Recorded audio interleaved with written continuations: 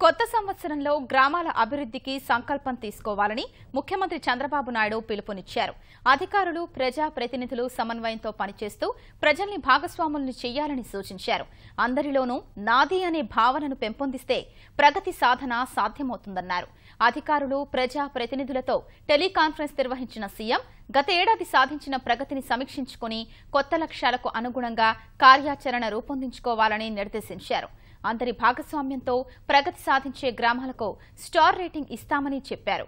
100% విద్యుత్, సీసీ రోడ్లు, ఎల్ఈడీ బల్బుల వినియోగం, ఇంటింటికి వంట గ్యాస్, తాగునీరు, పారిశుద్ధ్యం, వర్మీ కంపోస్ట్, ఫైబర్ గ్రిడ్, నగదు రహిత లావాదేవీలే ప్రాతిపదికగా 3 స్టార్, 5 స్టార్, 7 స్టార్ రేటింగులు ఉంటాయని వెల్లడించారు. గ్రామాల మధ్య పోటీతత్వం పెరిగేందుకు రేటింగులు దోహదపడతాయన్నారు.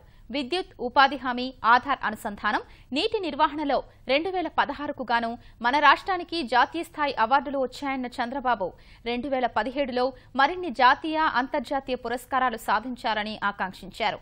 ఇక ప్రజల్ని ప్రగతి పథంలోకి నడిపించడమే లక్ష్యంగా ఏటా జనవరిలో జన్మభూమి మా ఊరు, జూన్లో నవనిర్మాణ దీక్షలు నిర్వహిస్తున్నామని, ఆయా కార్యక్రమాల్లో అందరూ ఉత్సాహంగా, దృఢ సంకల్పంతో పాల్గొని విజయవంతం చేయాలని పిలుపునిచ్చారు.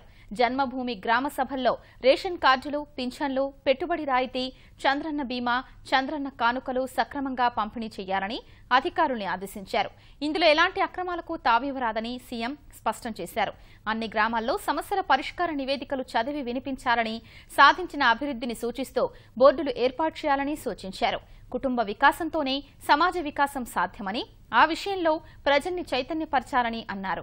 వెనుకబడిన ప్రాంతాల అభివృద్ధి నిధుల్ని 7 జిల్లాలు సద్వినియోగం చేసుకోవాలన్న ముఖ్యమంత్రి ప్రతి రూపాయి ప్రజల కోసమే ఖర్చయ్యే జాగ్రత్త వహించారన్నారు.